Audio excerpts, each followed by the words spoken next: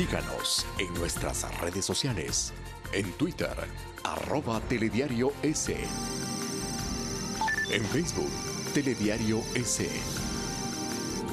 Y en la señal internacional de Ecuador TV para Estados Unidos, a través del paquete latino de DirecTV en el canal 457. Y también vía streaming para el mundo por www.ecuadortv.es. 23 de enero de 2019, muy buenos días amigos y amigas de todo el país. Es un gusto acompañarles para hacer esta revisión de los hechos más destacados de Ecuador y del mundo. Estos son nuestros titulares. El presidente de la República, Lenín Moreno, participa en el Foro Económico Mundial. El mandatario ecuatoriano insistió en el requisito del pasado judicial apostillado para los ciudadanos venezolanos que ingresen a nuestro país. Y la ministra del Interior, María Paula Romo, compareció ante la Asamblea Nacional para hablar del asesinato de Diana Carolina, ocurrido el fin de semana en Ibarra, provincia de Imbabura. También abordó temas de seguridad. La legisladora por Creo, Ana Galarza, presentó las pruebas de descargo ante la comisión que investiga presuntas irregularidades en su contra. En lo internacional se incrementa la tensión entre Venezuela y Estados Unidos luego de las declaraciones del vicepresidente norteamericano Mike Pence.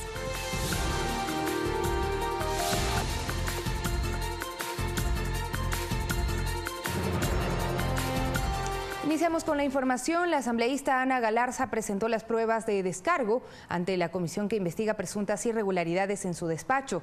La legisladora, entre lágrimas, dijo estar dispuesta a ofrecer disculpas por haber utilizado junto a su esposo la tarjeta de ingreso de su asesora al edificio del Poder Legislativo. Que en ningún momento utilizó la tarjeta de ingreso de su asesora para perjudicar al Estado. Según la legisladora, su asesora 2, Carmen Alvarado, trabaja en territorio en la provincia de Tungurahua y se encarga de coordinar sus eventos. Como a veces no andaba a aportar mi tarjeta, yo usaba la de Carmen. Y si tengo que pedir disculpas por utilizar la tarjeta magnética para trabajar, lo acepto.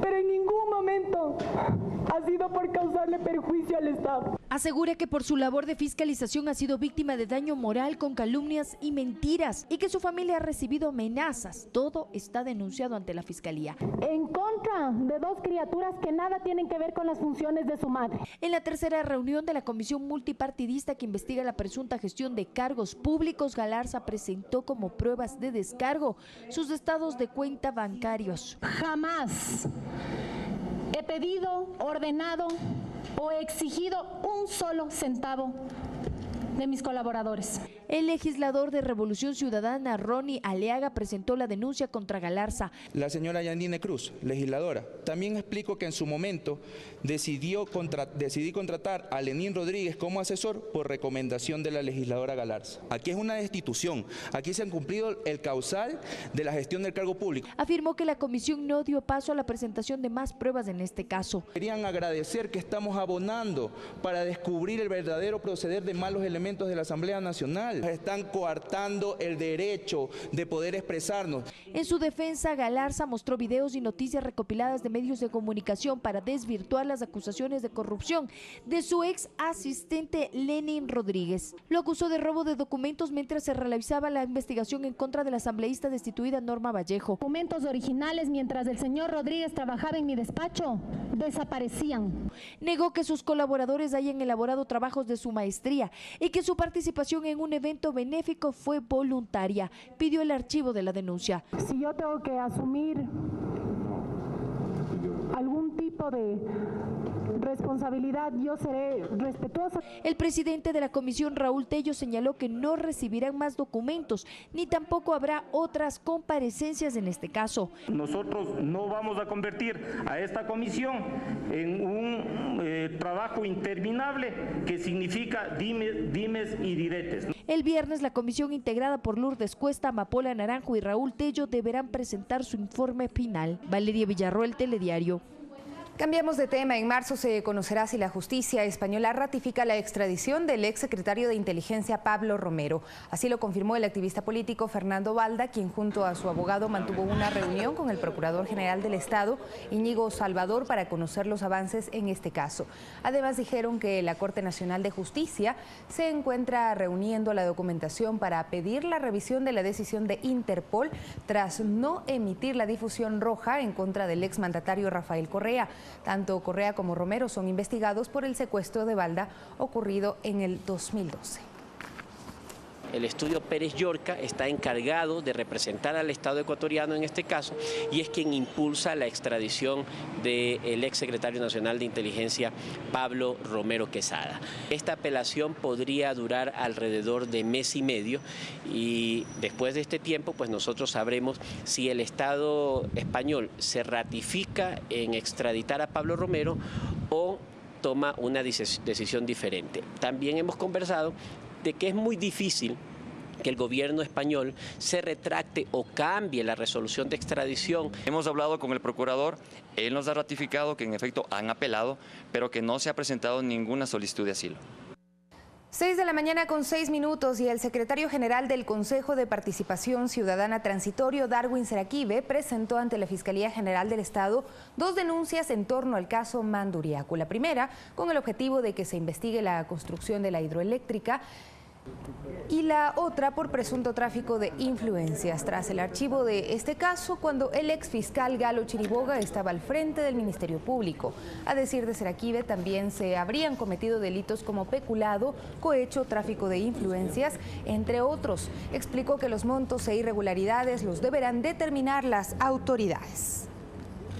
Hemos realizado un informe de investigación a través de la Secretaría de Transparencia y allí, a juicio de este Consejo Transitorio, existen hechos donde presumimos que existen responsabilidad grave de los servidores públicos que cumplieron funciones. Existen algunas responsabilidades de los gerentes de Select de aquel entonces, de los gerentes de Hidroequinoccio de aquel entonces, de quienes hicieron los estudios técnicos para la construcción de la refinería, y también quien hizo la construcción de la refinería. Esos son los responsables de esos hechos.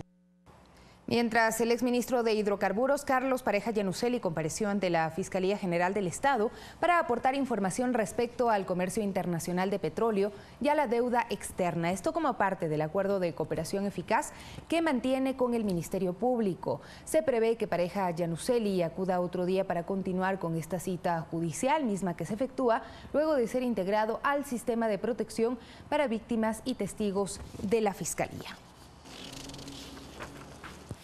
Y en otro ámbito de la información, el presidente de la República, Lenín Moreno, se encuentra en Suiza para intervenir luego de 16 años en el Foro Económico Mundial. En este encuentro, Ecuador expondrá los avances en su política de optimización del Estado, sostenibilidad fiscal y protección social. En el evento, el primer mandatario participó de un foro donde se habló de la situación de Venezuela. La presencia del jefe de Estado Lenín Moreno en Suiza marca el retorno de Ecuador a un cónclave mundial de tan alto nivel como lo es el Foro Económico Mundial, que en su 49ª edición convoca a más de 3.000 líderes del mundo, entre gobernantes y empresarios privados. En Davos, Suiza, durante 4 días se desarrollarán 350 sesiones y 6 grandes debates sobre la economía mundial y la globalización 4.0. A promover el desarrollo tecnológico y a mirar el futuro de la humanidad para protegerla del cambio climático. Este martes el presidente Moreno disertó en un taller junto a sus homólogos de Costa Rica y Paraguay sobre los desafíos en América Latina tras los últimos procesos electorales.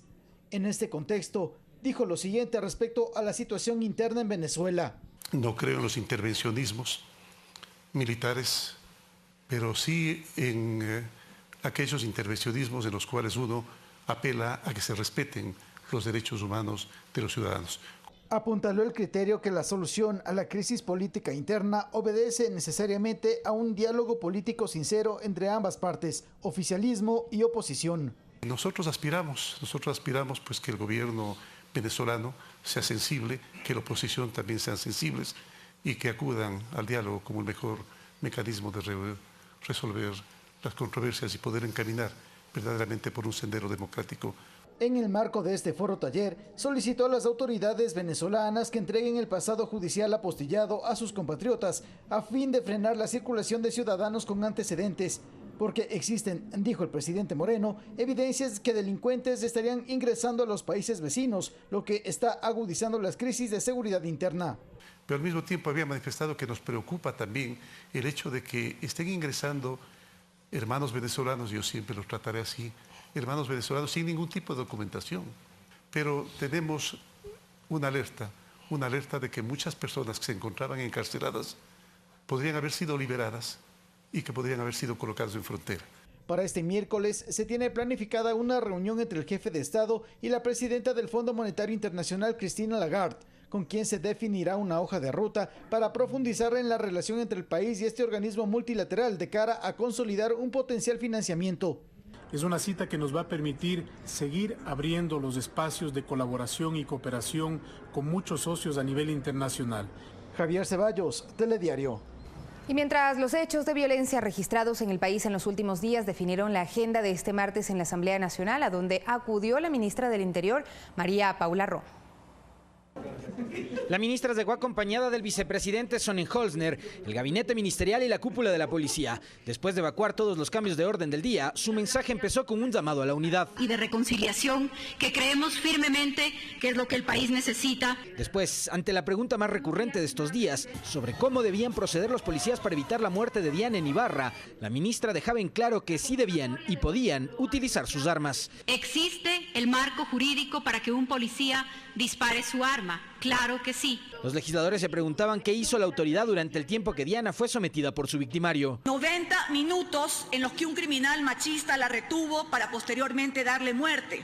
En cuanto a las consecuencias de los desmanes provocados posteriormente al asesinato en Ibarra, dijo la ministra, no hay víctimas entre los ciudadanos venezolanos. No es cierto que haya ningún muerto después de esos acontecimientos violentos y tampoco tenemos a ninguna persona que haya sido ingresada en una casa de salud. En la asamblea hubo quienes respaldaron las políticas de control migratorio. Todo país soberano necesita tener reglas claras. Antes, en horas de la mañana, la presidenta de la asamblea en rueda de prensa rechazaba las declaraciones de quienes señalan una supuesta ausencia de legislación para sancionar la violencia de género o regular los procedimientos policiales. No se puede culpar a la ausencia de leyes. Rechazo como presidenta de la Asamblea Nacional el interés de varios funcionarios del Ejecutivo de tratar de echar la culpa a la Asamblea sobre estos conflictos. Es más, dijo que pedirá a las autoridades del Ejecutivo un informe de la aplicación de la ley para la erradicación de la violencia de género aprobada en noviembre de 2017. No es cuestión de seguir teniendo más leyes, no hacen falta más leyes, solo deben aplicarse las existentes. Un dato expuesto por la ministra Romo y que genera preocupación es que en el Ecuador el 53% de asesinatos están relacionados con violencia social, es decir, casos de femicidio o riñas entre vecinos y conocidos, mientras que la violencia criminal, la que está vinculada a delitos como el narcotráfico, lavado de activos, registra el 18% de asesinatos. Alexis Moncayo, Telediario. Y desde Suiza, el ministro de Relaciones Exteriores, José Valencia, rechazó las aseveraciones formuladas por el gobierno venezolano en el sentido de que en Ecuador se está propiciando una ola de ataques xenófobos y discriminatorios en contra de sus compatriotas. Reiteró el compromiso de la nación de atender y proteger a los más de 240.000 venezolanos que viven en Ecuador y piden del Estado garantías para los derechos. El Ecuador se ha caracterizado siempre por diferenciar entre las actividades de un individuo, de una persona, de un criminal en este caso, y las de un grupo humano determinado.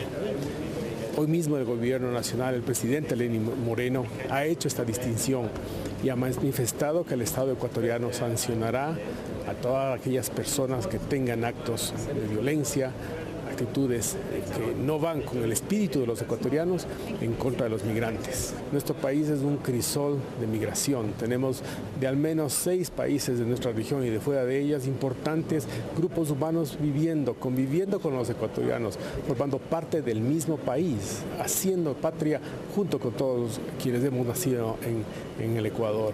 Así que no hay ningún problema por ese lado. De su parte, el vicepresidente de la República, Otto Sonnenholzner, junto a la ministra del Interior, María Paula Romo, y el gobernador del Guayas, Raúl Ledesma, recorrieron la unidad de vigilancia comunitaria El Recreo en Durán y el VC de los esteros de Guayaquil. Ahí escucharon las inquietudes de los uniformados y les brindaron respaldo. El segundo mandatario destacó la obligación del Estado de garantizar el trabajo de la policía. También reiteró que la institución tiene la capacidad para ser la mejor de la región. La meta es fortalecer la entidad mediante un diálogo nacional. Mientras tanto, varios venezolanos buscan regularizar su situación como migrantes en Ecuador. Gustavo Miranda es diseñador gráfico y actualmente ejerce su profesión en una empresa. Sin embargo, regularizar sus documentos es una de sus prioridades. Aquí ahorita me estoy dedicando a lo que es la parte de diseño, estoy creciendo de manera profesional en esa área, ya que me han brindado la oportunidad aquí en una compañía. Necesito solicitar mis antecedentes penales para ya regularizar mi estadía aquí en Ecuador para solicitar la visa, ya que es uno de los antecedentes primordiales que me solicitan. Leri Argüello lleva varios meses en Ecuador, tiene un trabajo estable y su intención es traer a su hija, por lo que también busca tener en regla sus papeles. Y me vine para acá buscando un mejor futuro, para mi hija sobre todo. Hoy, por cierto, cumplí 7 meses aquí y iba a viajar mañana a buscar a mi bebé, pues ya estoy estable aquí, gracias a Dios me han recibido muy bien los ecuatorianos. Al igual que ellos, otros venezolanos se han sumado al pedido del gobierno nacional, que exige el pasaporte y el pasaje judicial apostillado por las autoridades venezolanas para garantizar el estatus legal de quienes ingresen al país. Porque eso nos garantiza que no haya falsificaciones y que tengamos la certeza de que las personas que tienen que huir desesperadamente del país y vienen a trabajar, vengan, lo hagan y nosotros los acojamos como esperamos que lo hayan acogido y acojamos a nuestros ecuatorianos en otros países del mundo. Un requisito que permitirá que los venezolanos no sean explotados laboralmente en el Ecuador. Sacar nuestro apostillamiento de documentos para poder acceder a la visa de estadía en el país, porque es un certificado de que tus antecedentes penales son correctos. Sí, para poder estar en el país, para ejercer mi profesión, porque yo soy licenciada en educación. Mariuxi Buenaño, Telediario. Y en la Universidad Tecnológica Indoamérica de Ambato, provincia de Tungurahua, se dictan charlas con personal de la unidad judicial para erradicar la violencia familiar y de género. Erika Yucaya es una de las víctimas de violencia sexual en el país. Ella supera los obstáculos, traumas y revictimización. Su caso lo presenta en los encuentros participativos de análisis de la violencia sexual en niños, niñas y adolescentes. El caso SEBI nunca resonó. La institución sabe que tuvo muchas falencias en el proceso al no denunciar, al no apoyar en la denuncia. Los docentes y estudiantes de la Universidad Tecnológica Indoamérica enfocan sus trabajos de vinculación e información para erradicar la violencia de género. Una relación buena no se basa en gritos, en golpes. Básicamente estaríamos hablando de una atención prioritaria a 13, 14 personas diarias. En mi caso, el SEBI nunca fue tocado y el caso SEBI Ambato nunca se habló más que en Quito en la asamblea, por eso formó parte de los 8 casos emblemáticos. En la Unidad Judicial contra la Violencia Familiar en el año 2018 se atendió 500 peritajes por casos de violencia, indicó el psicólogo Germán Galarza. Máximo Barba, Telediario. Y los estudiantes de la Facultad de Medicina de la Universidad Central de Quito exigieron con un plantón más seguridad en las instalaciones educativas. Esto luego de los continuos asaltos registrados en el sector de El Dorado, en el centro de la capital. Un alumno fue atacado un día antes con un arma de fuego. ¡Únete, pueblo!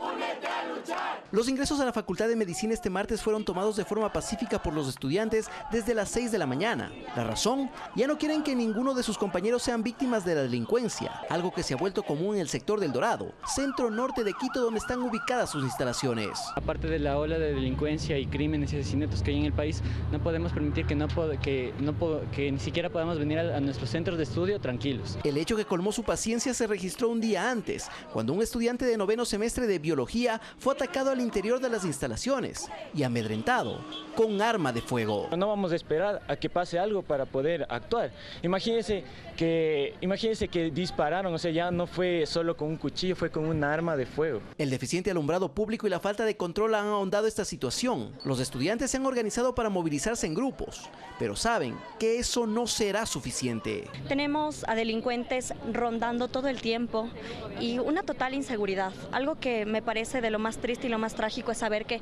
salir de nuestras casas, de salir a una travesía, y lo más doloroso que regresar con vida es cuestión de suerte. Es por ello que este martes, aprovechando su protesta, se reunieron con autoridades de la universidad, así como miembros de la fuerza pública, para encontrar soluciones. Ellos, por ejemplo, plantean que el ingreso a las instalaciones sea permitido con la presentación del carné o tarjetas, y no como ahora, donde hay acceso libre. Alex Llanos, Telediario.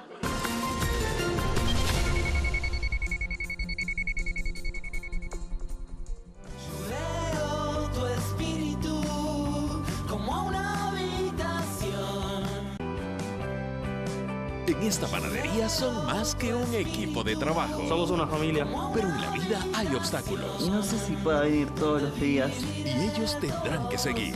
Vos tenés ganas, si querés seguir viniendo, vamos a ver cómo hacemos. Dale.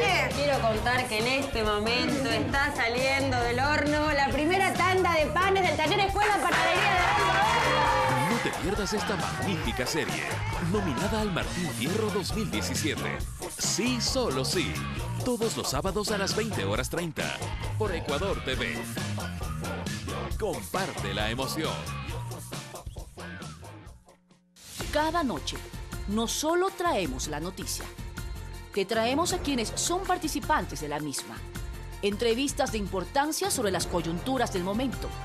Investigación. Frontalidad.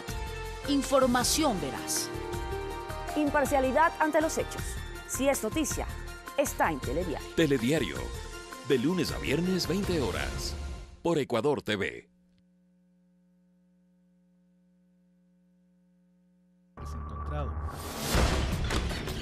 Latinoamérica y su historia. Su desarrollo. El colapso del sistema de energía. Economía y política. Una mirada a sus personajes y lugares. Explorando temas trascendentales. Y los meses de oscuridad que dejó la tormenta tras su paso. América Ahora. Todos los domingos 18:30 por Ecuador TV. Comparte la emoción.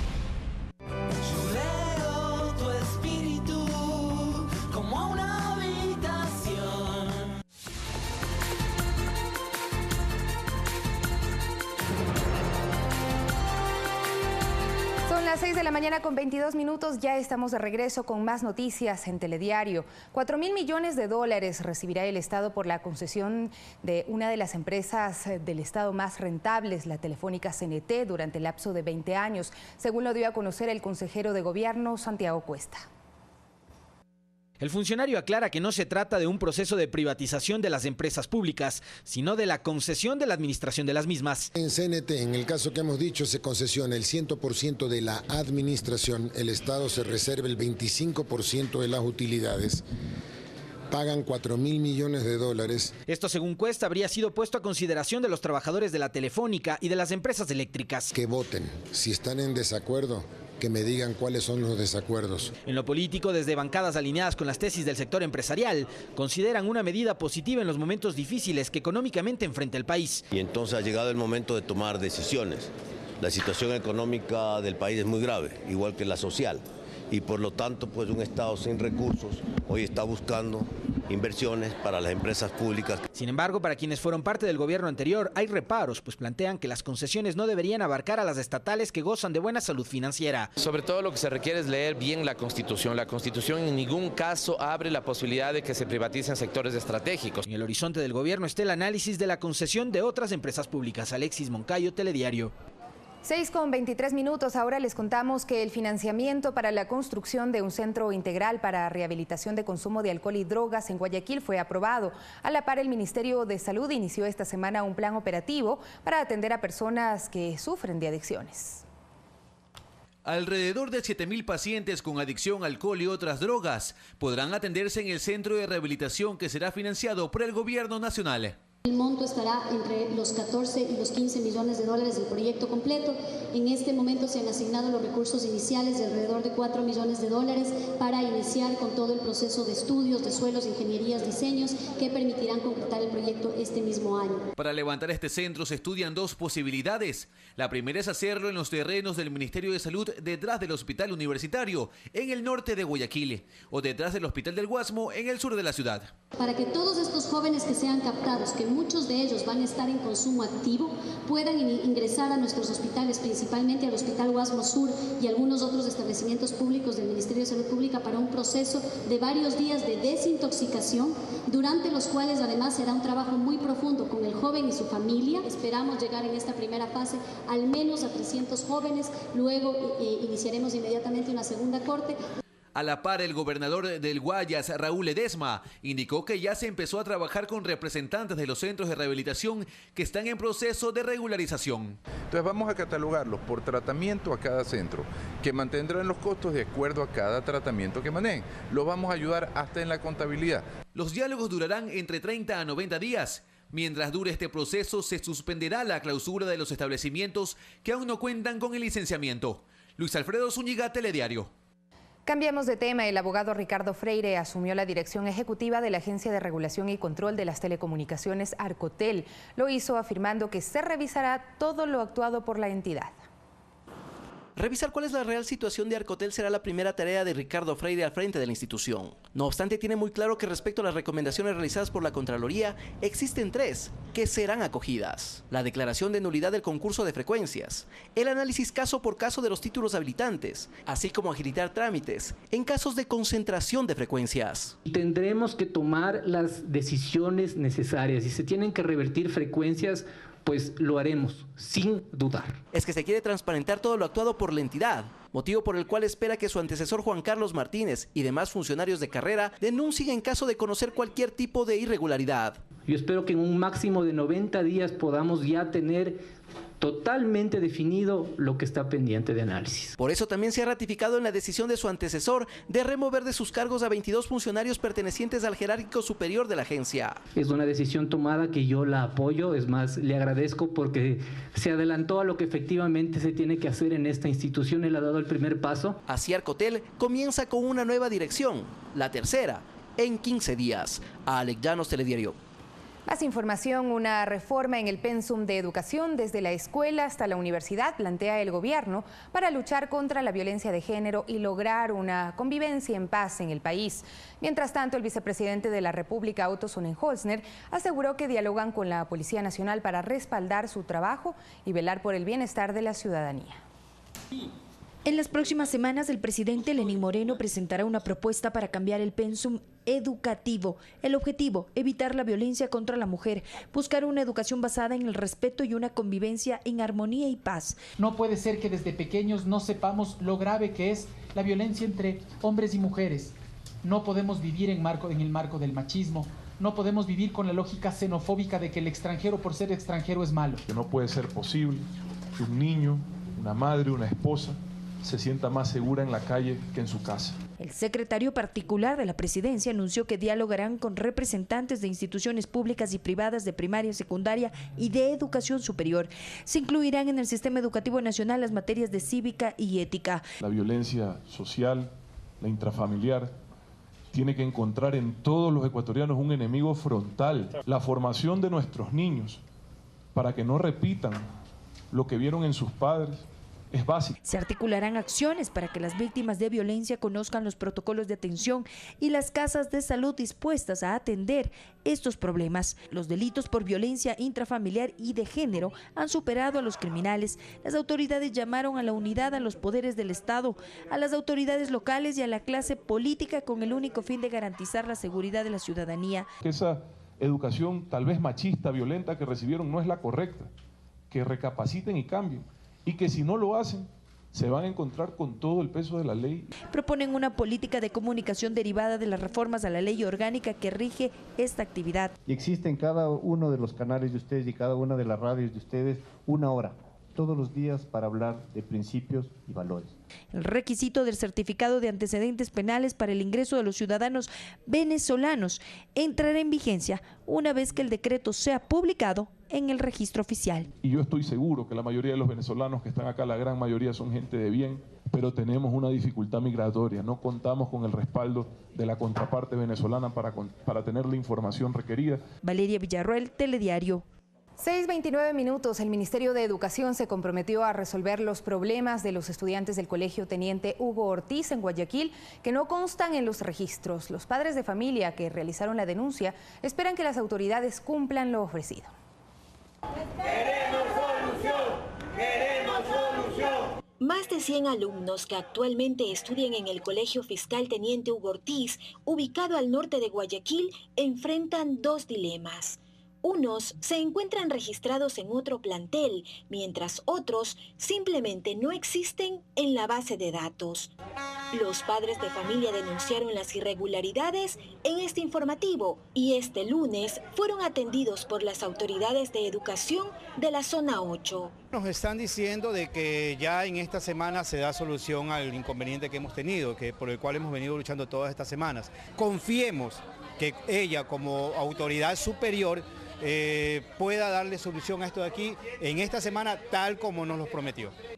El año lectivo está por concluir. La preocupación aumenta porque no pueden acceder a la renovación de una matrícula ni tener el pase de año.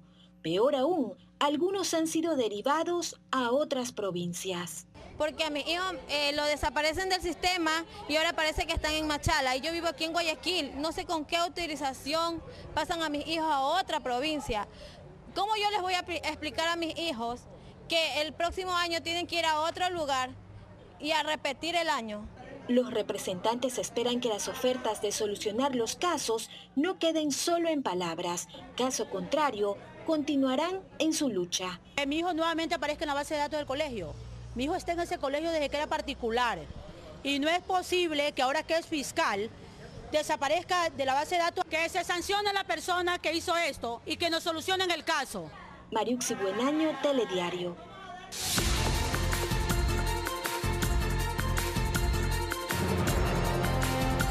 Momento de revisar las noticias del mundo. La vicepresidenta de Venezuela, Delcy Rodríguez, dijo que las declaraciones de su homólogo estadounidense Mike Pence son un llamado abierto a un golpe de Estado en el país y aseguró que el gobierno de Nicolás Maduro no va a permitir que Estados Unidos se inmiscuya en sus asuntos. Esto previo a esta jornada de 23 de enero en la que muchos venezolanos se han autoconvocado para salir a las calles y sacar al gobierno. Al alzar sus voces mañana, en nombre del pueblo estadounidense, le decimos al pueblo entero de Venezuela: estamos con ustedes.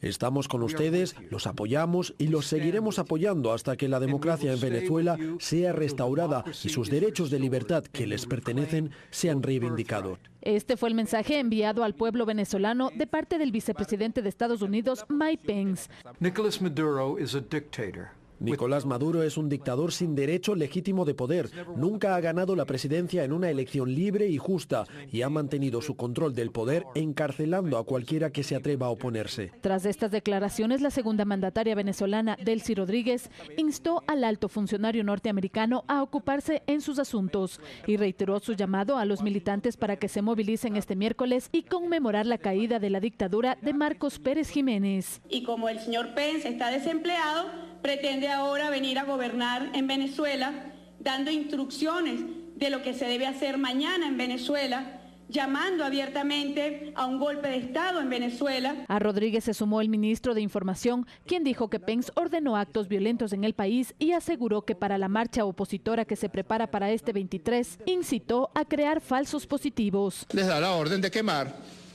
les da la orden de matar, les da la orden de que se perpetúen actos de falso positivo mañana 23 de enero. Toda esa patraña lo que persigue justamente es promover la desestabilización y la violencia. Esto mientras que la Asamblea Nacional de mayoría opositora asumió competencias del Ejecutivo, al que no reconoce y designó a Gustavo Tarré Briceño como embajador especial del país ante la Organización de Estados Americanos. Fernanda de la Bastida, Telediario. Y además un grupo de manifestantes quemó la Casa de la Memoria y la Juventud, un centro cultural al oeste de Caracas, creado en honor al diputado oficialista Robert Serra, quien fue asesinado a sus 27 años en octubre de 2014. En videos difundidos en redes sociales se aprecia cómo varias personas que participaban en las protestas antigubernamentales de lunes, que se extendieron hasta la madrugada de este martes, arrojaban bombas molotov contra la sede cultural y gritaban consignas contra el gobierno de Nicolás Maduro. Vamos ahora a Colombia. Iván Duque insistió al gobierno cubano que entregue a los miembros del Ejército Nacional de Liberación que participan de las mesas de paz. Mientras tanto, Pablo Beltrán, del equipo negociador del ELN, que se encuentra en Cuba, aseguró que no sabían nada del ataque. A pesar de que el mismo ELN reconoció la autoría del atentado ocurrido en Bogotá el pasado jueves, uno de los militantes del grupo que se encuentra en Cuba aseguró que ni esta delegación ni el comando central del grupo armado conocían los planes del atentado. Estamos en Cuba desde hace 8 meses y nosotros de los planes de los frentes nuestros en Colombia no es de nuestra incumbencia. Y respecto a la decisión del presidente Iván Duque de suspender los diálogos de paz, Beltrán dijo: la decisión del ELN es no apartarse de un camino de solución política. De su parte, el gobierno colombiano insistió en que Cuba entregue a los miembros del grupo armado. Hemos invocado no solamente la gravedad de los hechos ocurridos, el llamado del Consejo de Seguridad, de la CIDH y también, por supuesto, las acciones que han tomado las autoridades judiciales en Colombia para que se reactiven rápidamente esas órdenes de captura y además se hagan las solicitudes de extradición. Y este argumento recibió el apoyo del Alto Comisionado de las Naciones Unidas para la Paz, Miguel Ceballos. El gobierno nacional insistirá en la entrega inmediata de los miembros de la delegación del ELN que se encuentran en Cuba. Con menos militantes que las antes conocidas como Fuerzas Armadas Revolucionarias de Colombia, FARC, el Ejército de Liberación Nacional tiene presencia en el país hace más de medio siglo. Fernanda Vera, Telediario. A partir de este momento, nuestros invitados en la presente jornada serán Andrés Michelena, secretario nacional de Comunicación. Varios temas a abordar con nuestro invitado. Por ejemplo, las acciones del gobierno de cara a la violencia de género y los brotes de xenofobia tras el asesinato de Diana Salazar en Ibarra. Además, los argumentos del Ejecutivo en el veto parcial a las reformas a la ley de comunicación y otros temas importantes que configuran ciertas demandas de transparencia en torno a decisiones clave del Poder Ejecutivo. Además, Gisela Echeverría, terapeuta familiar sistémica.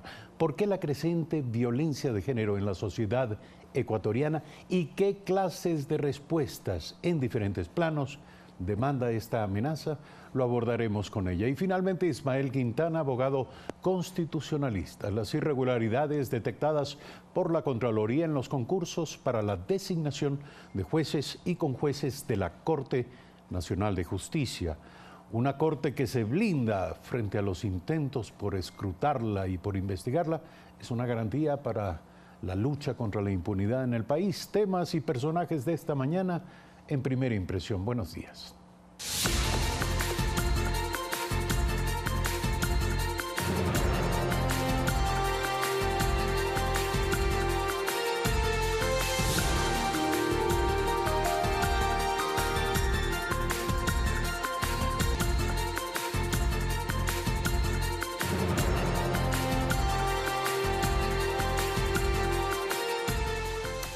Seis de la mañana, 58 minutos. Como siempre, recomendamos a ustedes a esta hora la lectura de Diario El Telégrafo.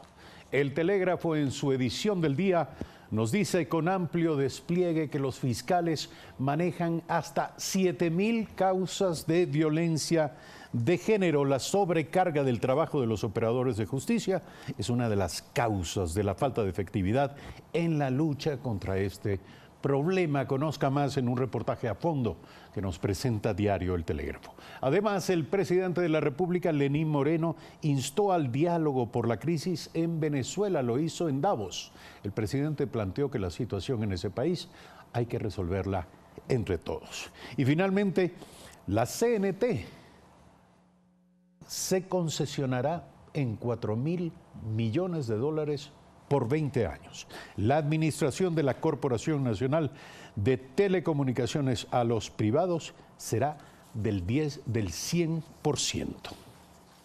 Estas y otras informaciones las encuentra usted esta mañana en Diario El Telégrafo. El vicepresidente de la República, Otto Sonnenholzner, se refirió a los recientes hechos de violencia ocurridos con Marta en Quito, con Diana en Ibarra. Insistió en que la violencia social e intrafamiliar debe encontrar en los ecuatorianos un enemigo frontal y puso énfasis en la importancia de la formación de niñas, niños y adolescentes para no repetir conductas inadecuadas. Nuestros valores, nuestros principios, nuestra formación tiene que ser de paz, de una convivencia armónica, y eso nace en casa. Eso nace y empieza en casa. Si nosotros no logramos que eso sea así, no vamos a lograr ningún cambio trascendental como país. Podremos inaugurar carreteras, ¿para qué? Para que se fugue el que le pegó a la mujer. Podremos inaugurar escuelas, ¿para qué? Para que sean víctimas de violación nuestros niños. No, señores, lo primero son los principios, los valores. Eso es lo primero. Y ahí es donde tenemos que trabajar y para eso estamos aquí. En un ambiente de diálogo que ya lo ha planteado el presidente de la República desde el inicio, que nosotros lo único que buscamos es reforzarlo en cumplimiento de su voluntad. Nuevamente invitamos a todos a que se unan a esta causa común que no debe de encontrar espacio alguno a la discusión ideológica y política. 7 de la mañana, 1 minuto, nuestro invitado Andrés Michelena, secretario nacional de Comunicación. Buenos días, gracias por estar aquí. Buenos días, Eduardo, gracias por la invitación. Quisiera comenzar por este tema, por la mención que hace el vicepresidente a esto de imprimir un nuevo enfoque en una prioridad de gobierno, que es la construcción de personas, de ciudadanos, de seres humanos, no solamente de obras físicas, de obras en cemento, sino de personas. La pregunta es, ¿qué va a significar esto? ¿Cómo se traduce en términos efectivos? Bueno, Eduardo, lo que dijo el vicepresidente ayer es parte de una política que ha tenido el presidente Lenín Moreno desde hace muchos años.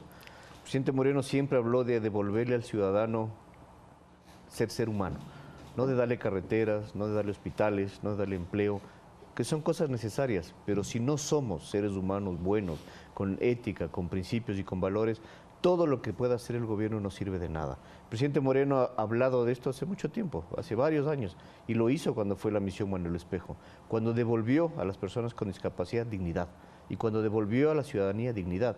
Ese es nuestro gran reto. La violencia no tiene nacionalidad, sin duda, pero sí los ecuatorianos tendrán la plena seguridad que su gobierno los cuide y los protege. Los cuide y los protege de delincuentes y criminales, sea de donde sea, venga de donde vengan.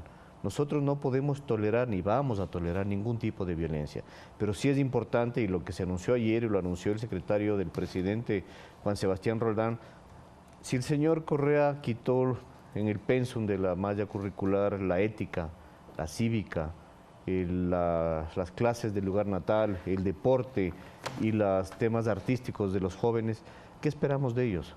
¿Estamos construyendo seres humanos o estamos construyendo solo estudiantes? La visión va por ese lado y la propuesta que se ha hecho como gobierno es trabajar en esa lógica. Ustedes como medios públicos tienen la obligación de trabajar bajo las políticas de comunicación, de construcción, de educación y ciudadanía. Creo que eso es importante, para eso debe ser un medio público, para eso está un medio de comunicación igual. Debemos trabajar bajo esa lógica y hay que dejar claro, ahora que se ha enviado la reforma a la LOC, existe una hora todos los días en todos los medios de comunicación, canales y radios, un espacio para crear esas políticas. Desde la Secretaría de Comunicación trabajaremos en una propuesta, nos hemos reunido ya con el ministro Milton Luna para trabajar desde esa lógica y si logramos inculcar desde niños y jóvenes el respeto a la mujer, vamos a lograr que los seres humanos de nuevas generaciones sean respetuosos como tal vez fueron hace muchos años. Pero estos contenidos hay que modernizarlos, si me permite. Volver a la vieja educación de moral y cívica no parece la respuesta en tiempos en los que han brotado nuevas problemáticas y afloran, sin duda, la consecuencia también de años de una educación tradicional que no respondió a las necesidades de una sociedad democrática. No sé si no respondió, no soy quien para juzgar, Eduardo, pero sí considero que cuando había cívica, ética, estábamos educando a los jóvenes. Pero es que los machistas de hoy son hijos de los machistas de ayer, ¿no? Posiblemente, pero ha habido en educación, hemos dejado de crear seres humanos, hemos dejado de inculcar esos valores. Si teníamos un presidente, un mandatario que calificaba a una mujer como gordita, horrorosa, ¿qué esperábamos de un ciudadano? Que respete a la mujer, creo que era imposible. Por eso el presidente, cuando se ha referido, yo quiero ser yo debo ser lo que deben ser los ciudadanos, desde los gobernantes debemos también imprimir ese sello de ética, de calidad. Si en la ética enseñamos que robar es malo, de jóvenes estamos inculcando esos principios y valores. Hay que darle fuerza, tal vez no lo valoramos como ciudadanos. Hemos devuelto la democracia al país, hemos devuelto la libertad de pensamiento distinto, la libertad de dialogar, la libertad de contraponer ideas, de contraponer pensamientos, y creo que eso es empezar haciendo mucho. Creo que eso es empezar devolviéndole al ciudadano su libertad, con responsabilidad. Y eso es lo que estamos trabajando como gobierno. Lo que ha dicho el presidente igualmente durante mucho tiempo es, si no tenemos principios, valores y ética, los gobernantes no seremos buenos. Y si no tenemos principios, valores, ética en los ciudadanos, obviamente no tendremos ciudadanos honestos. 1 hora al día en todos los medios de comunicación electrónica, radio y televisión. ¿Esto es lo que el gobierno va a disponer? Usted conoce que reformar una malla, un pensum curricular es complejo, es muy difícil, toma tiempo, pero tenemos políticas de comunicación que nos pueden permitir desarrollar a través de las pantallas en televisión y a través de la radio ciertas clases en esa lógica que pueden ser debatidas luego con estudiantes. Ahora tenemos a los jóvenes discutiendo a través de videos falsos, de noticias falsas de las redes sociales y no de casos que pueden servir para crear esa responsabilidad social desde jóvenes, desde pequeños. Y creo que la escuela, y sin duda estoy seguro que la escuela es el mejor lugar para hacerlo. Igual la casa, igual la familia. Si tenemos un padre de familia hablando de principios, valores y dando ejemplo a sus hijos, tendremos sin duda unos ciudadanos y unas generaciones prósperas, con mejores principios, con mejores valores.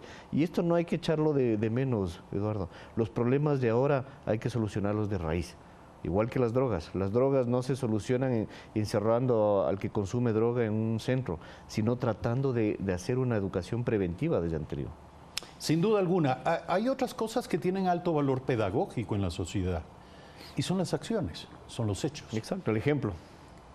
Evidentemente, ¿qué se hará, por ejemplo, con aquellas personas que irrumpieron, sacaron de los hostales a los venezolanos sus pertenencias, incendiaron sus pertenencias en media calle en la ciudad de Ibarra? Están grabados, han dado declaraciones en las redes sociales. Ahí hay impunidad. Eso tiene también un valor educativo. Esos videos no son reales, Eduardo. Entonces tenemos que comenzar a construir esa lógica. Si nosotros tenemos a través de las redes sociales información falsa y los ciudadanos, y aquí viene la responsabilidad que tienen ustedes los medios de comunicación, nosotros hemos trabajado en una reforma total para dar libertad de expresión, con responsabilidad. Un medio de comunicación no puede transmitir ni sacar información que no sea verdadera.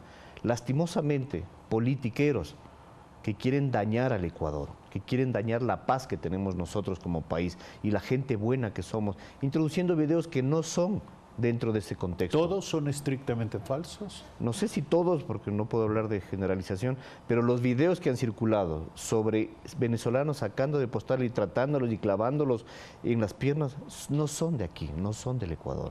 Y queremos generar xenofobia y estamos acusando a las decisiones que hemos tomado totalmente bajo control por parte del gobierno ecuatoriano para la migración venezolana. Es falso, es hacerle daño al país. Nosotros como ciudadanos y ustedes como medios de conexión tienen la responsabilidad de poner la información real. Hay videos que se ve que los ecuatorianos apoyan muchísimo a los venezolanos. Ecuador es gente buena, Eduardo. Dejemos de llevarnos por esas redes sociales que nos están dañando. Ecuador es gente buena. El eslogan de Ecuador en el mundo entero es que somos gente buena. Eso sí, defendemos a nuestro país y el gobierno defenderá a sus ciudadanos siempre. Nuestra responsabilidad es cuidar de la vida de ellos.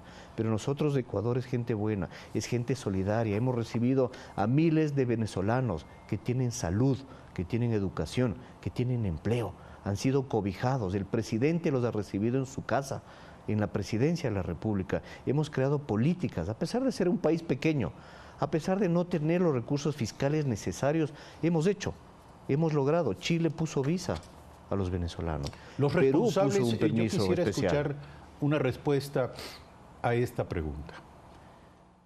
¿El próximo brote de violencia xenófoba que se produzca será sancionado por las autoridades públicas? ¿Los responsables de esta violencia en contra de los venezolanos serán llevados ante la justicia? Todo criminal será llevado ante la justicia y debe ser juzgado en la justicia. Todo criminal, sea quien sea, nacionalidad que tenga, no importa. Y todo brote de xenofobia deberá ser reprimido. Y nosotros no somos xenofóbicos, Eduardo. Insisto, Ecuador es un país de gente buena. Tiene un gobernante de un gran corazón que se llama Lenín Moreno, que implica y imparte principios y valores.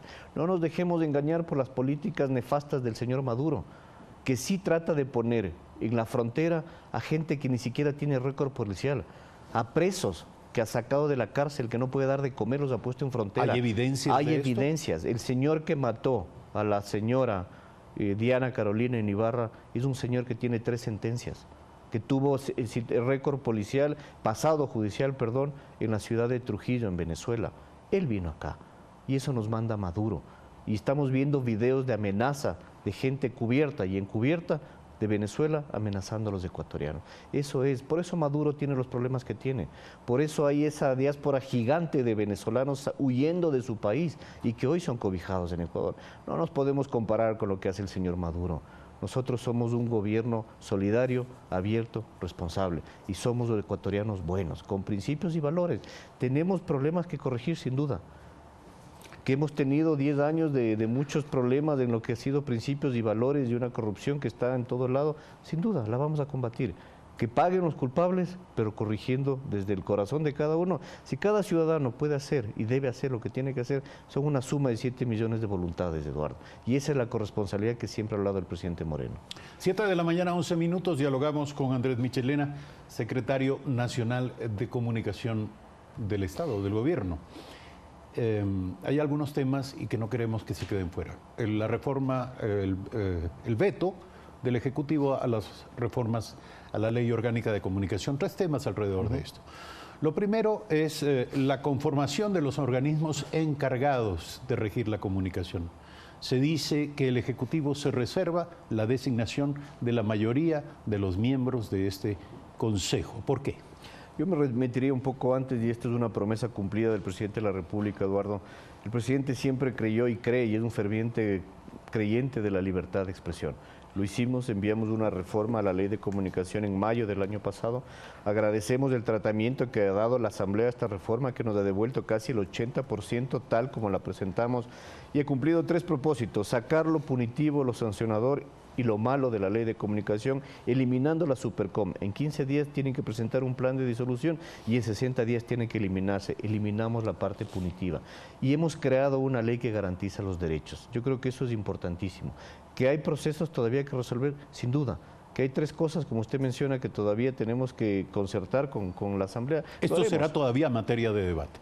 Ya no de debate, porque hemos enviado una propuesta. La Asamblea tiene que allanarse al veto del presidente, que consideramos es lo justo y necesario. Esta ley ha sido discutida con casi 80 organizaciones sociales y ha habido 2 procesos que deben que llevarse adelante. Como usted lo dice, el Consejo de Regulación, lo que usted informa no es verdad, porque lastimosamente no hay mayoría del gobierno. Los GATS no representan al gobierno, los consejos de igualdad no representan al gobierno, las universidades no representan al gobierno y, si no me equivoco, no sé cuál es el cuarto, no recuerdo, integrante, tampoco representa al gobierno. El gobierno solo tiene un delegado, que es un delegado del presidente de la República. Y de ahí un consejo consultivo que está representado por todos los sectores que hacen comunicación, medios de comunicación, periodistas, productores audiovisuales, varias nacionalidades, son como 12 integrantes del Consejo Consultivo. Ha sido un Consejo Consultivo más bien muy abierto y estructurado de esa forma. Ha cambiado además el enfoque tripartito de la designación de frecuencias para medios privados, públicos y comunitarios. ¿Por qué? Nosotros hicimos 2 ajustes al envío de la Asamblea. Uno, la inconstitucionalidad en la transitoria 8. La Asamblea nos manda a última hora una propuesta, no sabemos todavía de quién fue, que se automatice la renovación de frecuencias, lo cual es ilegal. La propia Constitución del Ecuador nos pide que hagamos procesos transparentes, participativos y públicos para la asignación de frecuencias. Es inconstitucional. Y adicionalmente hay estándares internacionales que exigen hacer licitación pública por el concurso de frecuencias. En ese sentido, nosotros hemos vetado la transitoria 8 y hemos propuesto que el Arcotel, ahora que se ha cambiado y hemos tenido problemas en Arcotel, un director ejecutivo oficial y formal que va a combatir la corrupción que haya, que va a hacer las cosas que debe hacer de acuerdo al mandato del Contralor General del Estado, tiene un plazo de 30 días para elaborar las bases del concurso, tiene un plazo de 30 días para convocar al concurso y tiene un plazo de 30 días para resolver la adjudicación de frecuencias. ¿Y se atenderá todo lo dicho en el informe de Contraloría sobre es un mandato y escuchado las declaraciones del director que las va a cumplir. Esa institución tiene que actuar conforme a derecho, eso es todo. Ahora, precisamente el anterior director de Arcotel dice que él ha sido presionado porque él estaba tratando de combatir brotes de corrupción dentro del Arcotel. ¿Cuál es la respuesta? El señor Martínez tuvo 25 años para hacerlo. Es un funcionario de 25 años. No voy a criticar su gestión. Durante 25 años pudo hacer eso. Lo debió haber hecho y espero que lo haya hecho. Ahora que ha sido designado encargado y fue designado pocos días y ha despedido a ciertos funcionarios, le agradecemos todo el trabajo que ha hecho en sus 4 días de encargo por haber despedido a los funcionarios que él cree que cometieron graves errores y actos de corrupción, y esto tendrá que investigarse. No solo se despide. Despedir a un funcionario público no es todo, hay que seguir los procesos de investigación necesarios y hoy tiene esa responsabilidad el director ejecutivo de Arcotel. Él aduce que hay una tremenda influencia de parte del señor Tomislav Topic dentro de Arcotel. Ayer el director ejecutivo le ha invitado al señor Martínez para que las denuncias las presenten firme. Yo creo que debemos dejar de vivir en un país de supuestos. La corrupción debe ser combatida con argumentos y con pruebas. Tenemos que lograr que el ecuatoriano tenga toda la información y la valentía, y por eso hemos enviado leyes. Si el señor Martínez tiene la propuesta y lo va a hacer, que lo haga, y tiene todo el respaldo del gobierno para combatir la corrupción. Tenemos que apoyar todo acto de denuncia y proteger a los denunciantes, sin duda. Nunca habrá retaliaciones sobre las personas que denuncian la corrupción. 7 de la mañana, 16 minutos, 2 temas finales indispensables en este diálogo. El primero tiene que ver con lo último referido a esto del veto parcial de la Ley Orgánica de Comunicación. El artículo 98, hay enorme preocupación de parte de los productores audiovisuales nacionales, las personas de la industria de la publicidad y de la comunicación en el país, respecto de la eliminación de estas protecciones que contemplaba la Ley Orgánica de Comunicación. Insisto, no sé si generalicemos, Eduardo, pero hay un sector, sin duda, que está preocupado, que es el sector de la producción de publicidad, que ha crecido, sin duda, enormemente en estos años, ha tenido un gran mercado, ha demostrado toda la capacidad, toda la creatividad y toda la producción de primer nivel que lo pueden hacer. Lastimosamente, mantener esa prohibición de importar piezas publicitarias de otros países violaba ciertos procesos comerciales que Ecuador lleva adelante. Nosotros tenemos un acuerdo con la Comunidad Andina y el momento que estamos impidiendo el ingreso de productos importados, sin duda podemos merecer sanciones. La Comunidad Andina nos ha llamado la atención y exclusivamente el gobierno de Colombia sobre este proceso. Tenemos un acuerdo con la Comunidad Europea también, que exige libertad en servicios, en venta de servicios. Estamos trabajando un acuerdo con Estados Unidos, un posible acuerdo, y estamos trabajando un posible ingreso de Ecuador a la Alianza del Pacífico. Todos estos procesos en el corto plazo podían complicarse. Yo he invitado a este sector a trabajar en una propuesta de la economía naranja. En el Ecuador, en América Latina existen, si no me equivoco, más de 170.000 millones invertidos por varios organismos multilaterales para desarrollar la economía naranja. ¿Qué es la economía naranja? Es el desarrollo de producción audiovisual, creativa, comerciales, producción nacional, diseño, graficación, etcétera, en temas de innovación.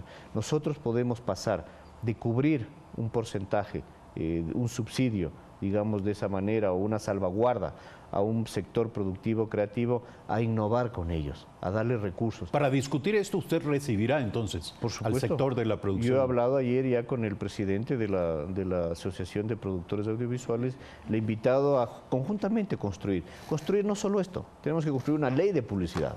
El problema, Eduardo, es que en esta ley de comunicación se metieron temas que no eran necesarios meterlos. Se metieron temas de telecomunicaciones que debe estar en la ley de telecomunicaciones. Se metieron temas culturales que debe estar en la ley de fomento cultural. Se metieron temas de publicidad que debe estar en una ley de publicidad. Y se metieron temas de medios públicos que debe estar en una ley de medios públicos.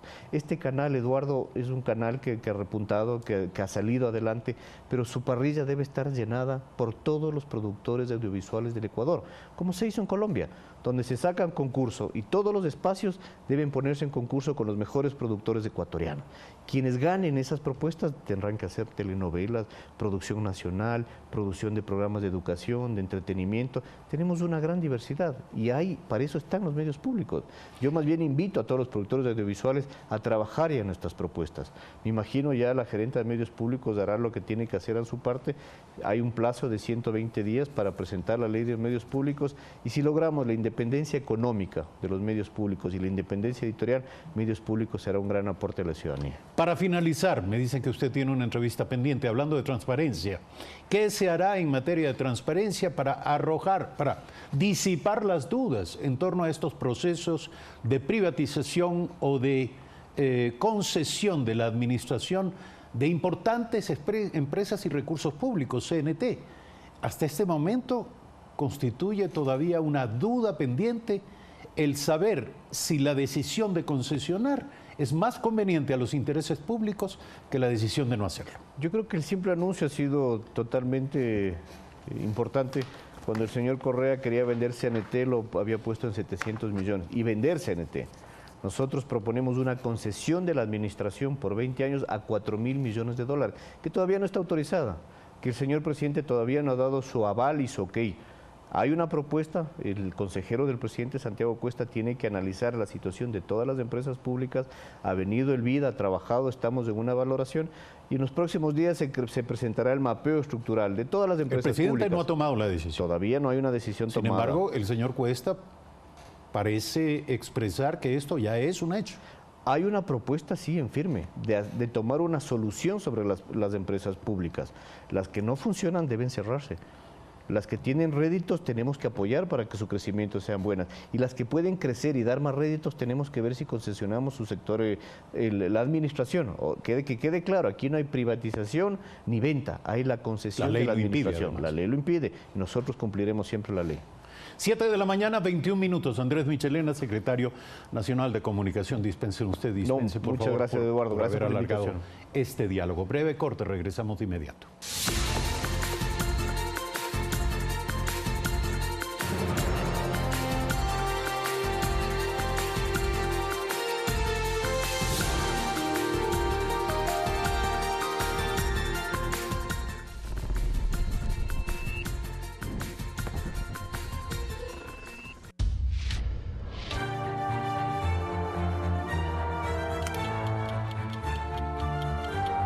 Ideas diversas.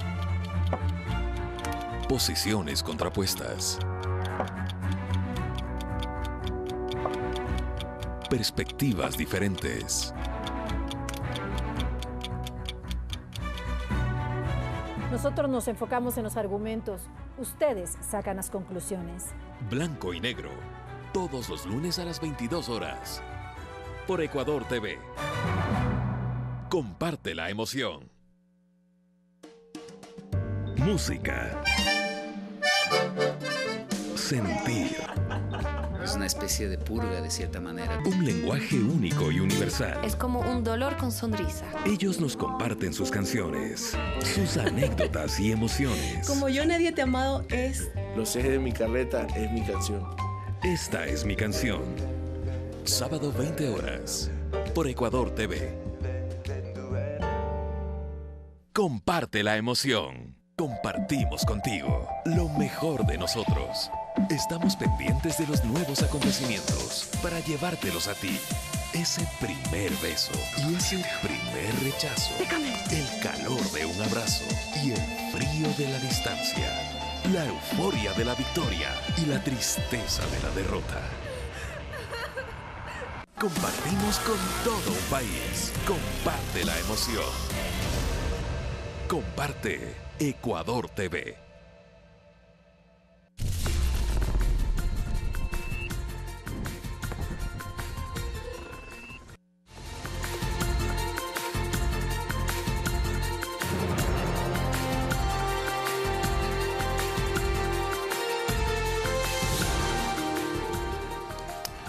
Siete de la mañana, 24 minutos. Gracias por seguirnos. Gisela Echeverría, terapeuta familiar sistémica, nuestra invitada. El tema, pues, lo entenderán ustedes, es el que a todos nos preocupa. Estos brotes de violencia de género, de violencia xenófoba, esta intolerancia, esta respuesta de violencia salvaje, colectiva, lo cual es peor, es una turba, movida por una serie de fantasmas que busca venganza, que busca justicia, muy entre comillas. Esto es lo que estamos viviendo. Cuando una persona toma, individualmente hablando, toma un paréntesis de conciencia respecto de estos problemas, sobre todo aquel que es el que ejerce la violencia, se somete a una terapia individual, a veces una terapia familiar. La pregunta es cómo llevar al diván a la sociedad entera, cómo hacer una terapia a la sociedad ecuatoriana. Buenos días. Buenos días, Eduardo, muchas gracias. Creo que es la pregunta enorme la que estás haciendo, porque cuando vemos todo lo que ha estado ocurriendo, estos brotes son como la evidencia, apenas unos chispazos de un problema mayor, un problema estructural, del que hemos venido hablando desde hace mucho tiempo. Una violencia que está en todos los contextos sociales y en múltiples escenarios en donde se evidencia, empezando por la familia. Si ponemos el foco en las instituciones educativas, también está presente. Si vamos a las calles, está presente. Si vamos a los espacios laborales, está presente. Y esto nos hace pensar si es que la violencia en realidad es un problema que radica en el corazón, en el alma de los seres humanos. Y cuando pensamos un poco más allá en todo lo que está ocurriendo, esos asesinatos, esas violaciones múltiples, en realidad son solamente una pequeña muestra de algo que yace en las raíces prácticamente de nuestra sociedad y de una cultura marcada por el machismo. A ver, ¿los abusadores son en rigor abusados? ¿Lo fueron? No necesariamente. Los abusadores, se ve que en los abusadores, en muchas historias de gente que abusa sexualmente de alguien, vivieron eso, pero no significa que todas las personas que han vivido abuso sexual terminan siendo abusadores. Eso no es así. Lo que sí puede ser es que, aunque no repliquen una violencia sexual, un abuso sexual, puedan expresar la violencia que es producto del dolor y del terror de lo que se vivió. Es que estamos haciendo una analogía entre abuso sexual y violencia de género. Sí. ¿En rigor esto es así? Es que son distintas formas de violencia y esas distintas pueden ser desde el abuso sexual, el abuso verbal, hasta la violencia psicológica, pasando por un maltrato físico, que es cuando ocurre de padres a hijos, por ejemplo, violencia de género cuando se trata de la violencia existente en una relación de pareja y ya el extremo de esta violencia será la física y la muerte. Bueno, yo preguntaba si el abusador fue abusado o si el violento fue violentado, porque eso nos explicaría dónde inoculó, dónde comenzó a germinar esa violencia que luego se manifiesta en el futuro, en la edad adulta. ¿Dónde está el origen de esto? Es correcto, es posible, como digo, es posible que muchos de los abusadores hayan vivido experiencias de abuso en su infancia. Puede ser abuso sexual o abuso físico o verbal. Situaciones de violencia en una familia, pero no todos. Quiero decir que hay personas que más allá de esas experiencias tienen una capacidad de resiliencia que hace, por ejemplo, que a pesar de sus heridas se conviertan, por ejemplo, en personas que buscan erradicar este tipo de situaciones. Los activistas, las activistas por derechos humanos, por defensa de los niños, por defensa de las mujeres, muchas veces han vivido esas experiencias y esa energía de dolor, de sufrimiento, la han transformado en una energía de sanación, de curación, de apoyo para erradicar el problema. Ahora, las mujeres son las víctimas más frecuentes de esa violencia. ¿Por qué? Bueno, estamos viviendo venimos de una estructura patriarcal, como tanto se dice, y también de una sociedad machista, en una cultura en donde desde un anuncio publicitario, por ejemplo, de Dolce & Gabbana, podríamos pensar, en donde se simula en una publicidad, se simula una violación masiva, Entonces, desde allí ya partimos pensando que la mujer es un objeto y que puede ser tratada como se les dé la gana. Pero esto es mucho más allá, Eduardo. Desde la cotidianidad podemos ver. El otro día veo una niña de 4 años a la que el padre le dice, no seas inútil, tonta, inútil. Eso ya es un principio, porque estás tratando a una niña de una manera que no se la merece. Bueno, hay muchos niños que son tratados así también. Absolutamente, niños y niñas. Entonces, no es solamente un problema de las mujeres. Se habla más de las mujeres, pero tenemos que entender de una vez por todas que esto es un problema relacional, donde si una mujer empieza, por ejemplo, a defenderse de la violencia con más violencia, solamente hace que exista una escalada al interior de la relación. Y una escalada quiere decir que puede terminar en una tragedia. Pero también existen mujeres que simplemente por existir ya son violentadas y que el hombre se ubica en una posición del fuerte y del que es del dueño y el que domina la situación y en la relación tiene el poder, y allí es en donde vamos a ver este tipo de situaciones. Ahora, veamos una cosa, cuando hablamos de violación, de una violación masiva, estamos hablando de una psicopatología. Ya no estamos hablando de una violencia como la que ocurre al interior de las familias multiproblemáticas, la enorme mayoría en nuestro país, en donde podemos ver desde la violencia, el abuso sexual, el consumo de sustancias, el maltrato infantil, vemos todos los problemas. Entonces estamos hablando de, tristemente, una sociedad ecuatoriana enferma en términos emocionales. Y Eduardo, acuérdate que el grito, por ejemplo, es la muerte de la palabra. Cuando tú gritas es porque ya has perdido la posibilidad de comunicación adecuada. Cuando sacas un golpe es la evidencia de que ya no existe posibilidad de relacionarte desde una manera sana. ¿Y qué es lo que hay debajo de todas estas conductas? Terror. Todas las personas que tienen miedo, o sea, el más violento es el más aterrorizado. Y acude a la violencia, a la agresión para defenderse, pero en una defensa que termina dañando y lastimando al otro. Entonces, si todos vivimos con miedo, y lo que ha ocurrido en la ciudad de Ibarra es exactamente la expresión de eso, vienes y desgraciadamente se distorsiona y se pone el nombre de venezolanos, pero no, esto es un problema de hombres y de mujeres, de seres humanos aterrados que acuden a una forma de defensa extrema donde ya no tienes posibilidad de control. Sin duda, y los casos de violencia, en esos casos de violencia registrados en el país, los ecuatorianos son la aplastante mayoría, quiero decir. Por supuesto. Los responsables de esa Así violencia, es. sin duda alguna. Decía usted, me quedó sonando esa frase, el más aterrorizado es el más violento. Absolutamente sí. Pensemos una cosa, un concepto muy básico de neurociencia. En nuestro cerebro existe una especie de almendrita que tenemos en la parte de atrás, lo que se llama el sistema instintivo emocional. Ahí está una amígdala, que está hecha ¿para qué? Para registrar toda posibilidad de peligro o de amenaza, porque nuestro cerebro está diseñado para la supervivencia del ser humano. El momento en que hay una amenaza, esa amígdala empieza a disparar y a dar señales de alerta y se activa lo que se llama la respuesta de ataque o huida. Entonces tú verás que cuando te asustas por algo, o te paralizas, o bien sales corriendo, o atacas para defenderte.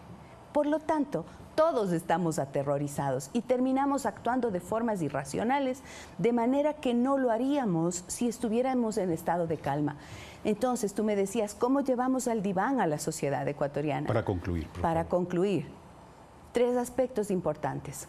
El llamado a la reflexión, que tiene que partir desde las políticas públicas, una revisión de qué estamos haciendo para conservar y ayudar a que la familia ecuatoriana sane desde la raíz el origen violento y esa repetición, esos patrones. Los otros dos. Y los otros dos, trabajar en la prevención a nivel de las escuelas y de las instituciones educativas y formar una legión, digo yo, de terapeutas familiares que sean capaces de intervenir a nivel estructural para sanarnos, porque no solamente podemos andar defendiéndonos, tenemos que aprender a defendernos y aprender a respetar, pero también aprender a sanar.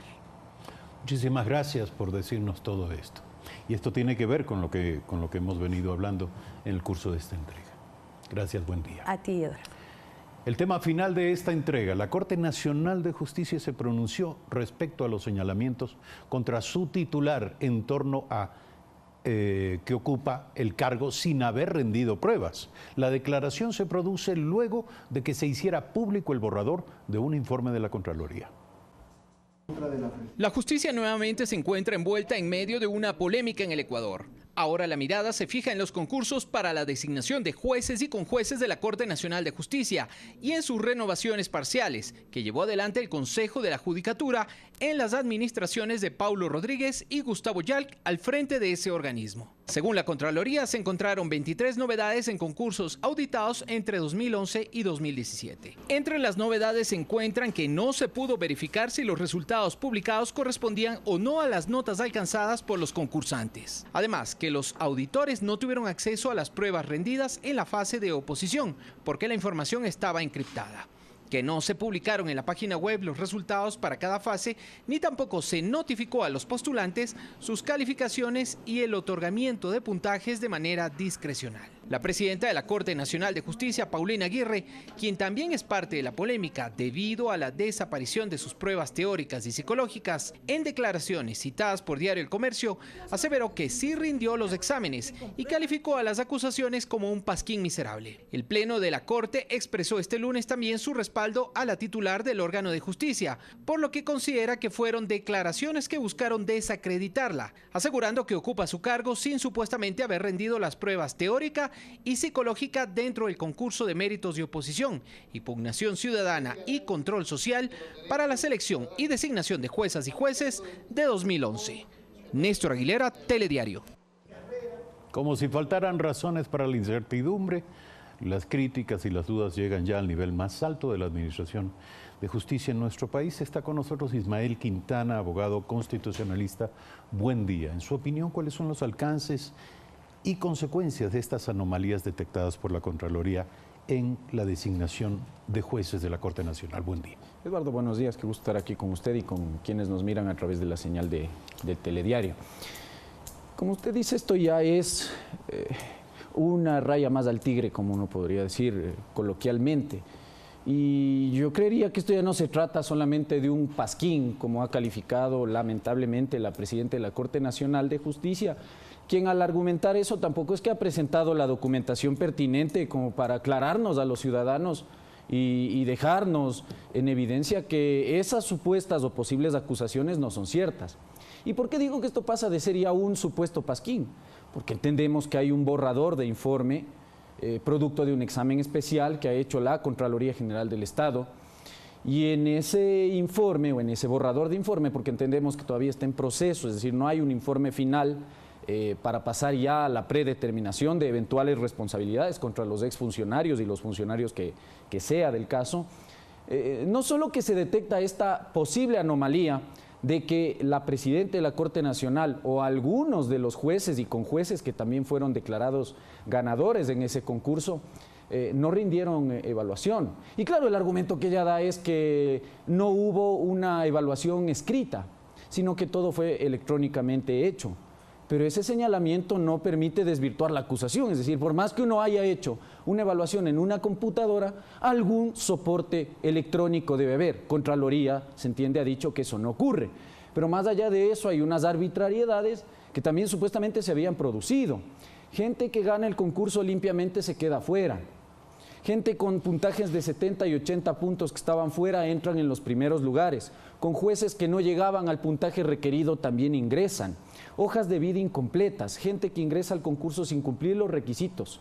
Es decir, hay una serie de irregularidades que por lo menos ponen en duda la legitimidad de origen de la más alta Corte de Justicia en el Ecuador. Pero frente a ello, lo que ocurre es que cierran filas los jueces.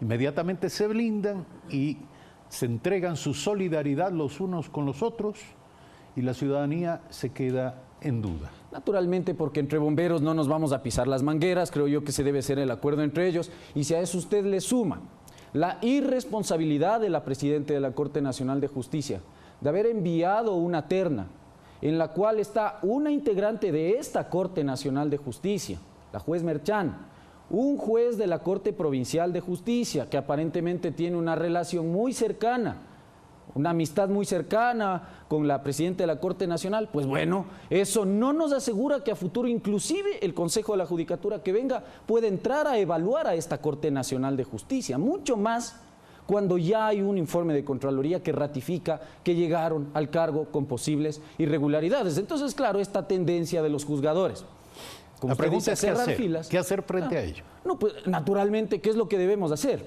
Hay que esperar al proceso de examen especial. Si es que ese informe llega a ser final y aprobado, habrá una predeterminación de responsabilidades. Finalmente, eso allá tendrá que resolverse en el ámbito de Contraloría, responsabilidades civiles culposas, responsabilidades administrativas, eventuales indicios de responsabilidad penal, no solo contra quienes se prestaron para posiblemente participar de un concurso en esas condiciones, sino para quienes salieron por la puerta de atrás habiendo dirigido ese concurso en calidad de vocales del Consejo de la Judicatura. 2, que es tarea pendiente del Consejo de la Judicatura Transitoria, que ha sido una irresponsabilidad con el país, iniciar seriamente un proceso de evaluación a la eficiencia de la administración de justicia de estos juzgadores de la Corte Nacional. No puede ser posible que a la fecha la gente sufra la desidia y la arbitrariedad de estos jueces, porque ese es otro pecado de esta Corte Nacional, pues no estamos acá solo dudando de cómo es que se desarrolló el concurso y el proceso de selección. Estamos diciendo que en la más alta Corte de Justicia del país posiblemente están ocupando el cargo personas que evidentemente tal vez no están preparadas para el desempeño de esas delicadas funciones. ¿Qué pasa si la Corte se niega a ser evaluada? Bueno, lo que pasa es que no es cuestión de negarse o no. Hay una disposición constitucional clarísima. Sí, pero también ahí sí yo le diría con la apatía de quienes ocupan hoy las vocalías del Consejo de la Judicatura. Esa ha sido una irresponsabilidad del presidente Marcelo Merlo con el país, porque teniendo disposición constitucional expresa, que no solo autoriza, sino obliga al Consejo de la Judicatura a realizar evaluaciones permanentes a los integrantes de la función judicial, no lo ha hecho. Clarísimo está ahí, creo que quienes respetamos el principio de independencia interna a la función judicial, tenemos clara la película de que una evaluación no puede ir a entender que un juez es mejor o peor respecto al contenido del fallo, de la calidad del fallo. Pero sí se puede evaluar la eficiencia, la eficacia, la prontitud con lo que el juzgador despacha las causas cuando entran a su escritorio. Eso no ocurre en la Corte Nacional de Justicia. Vaya a ver cuántos años se demoran en despachar los recursos de casación. Eso hay que evaluar. Soluciones hay, pero si no hay voluntad de los jueces, habrá que aplicar con rigor y con todo el peso la norma constitucional, y si se detectan responsabilidades por parte de Contraloría General del Estado, esas responsabilidades deberán ser eventualmente acatadas. Y en el caso de que hayan posibles responsabilidades administrativas, no nos olvidemos que estas acarrean inclusive la sanción con orden de destitución. Entonces la cosa no es tan sencilla como para decir, bueno, yo me niego a ser evaluado, me atornillo al puesto porque vivo de esto, no puedo hacer nada más en mi vida, y respecto de aquello entonces sigo afectando los intereses ciudadanos. Al final del día, lo que está en juego acá son los derechos fundamentales de los ciudadanos, y eso es lo que importa en un Estado de Derecho. Qué pena que los jueces no lo entiendan así, es lamentable. Gracias, Ismael Quintana, abogado constitucionalista, por aceptar la invitación a este programa. Y gracias a ustedes, amigas y amigos, por su generosa compañía. 7 de la mañana, 43 minutos. Nos hemos pasado del tiempo. Disculpen, compañeros, colegas. Mañana, 6:55 de nuevo aquí en Primera Impresión. Muy buen día.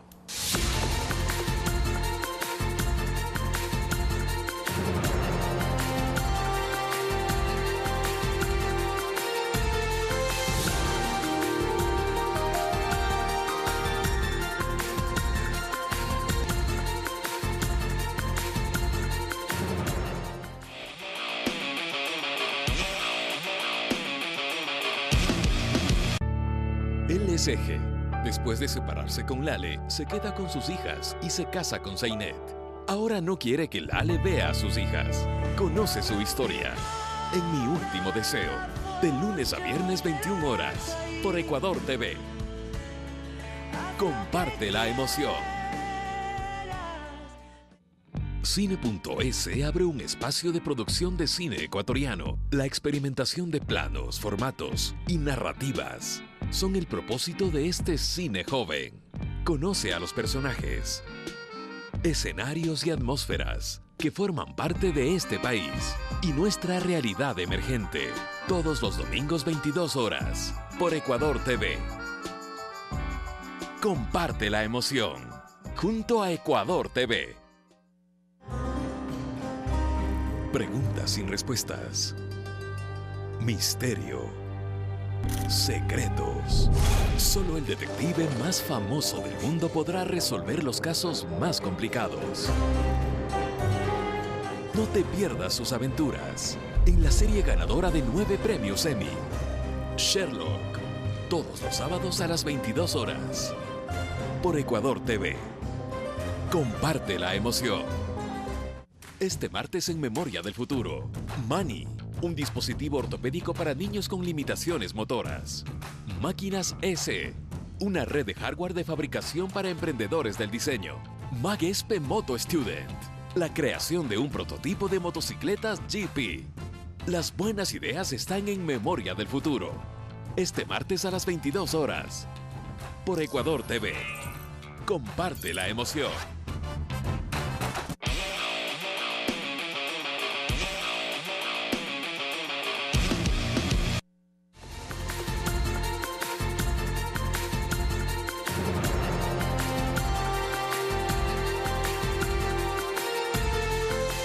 Volvemos con más información. Les contamos que por segundo día consecutivo los representantes de las empresas de taxis en regularización se mantienen en protesta frente al municipio de Quito. Aseguraron que radicalizarán la medida si no se logran resultados en la sesión de la Comisión de Movilidad convocada para el día de hoy miércoles.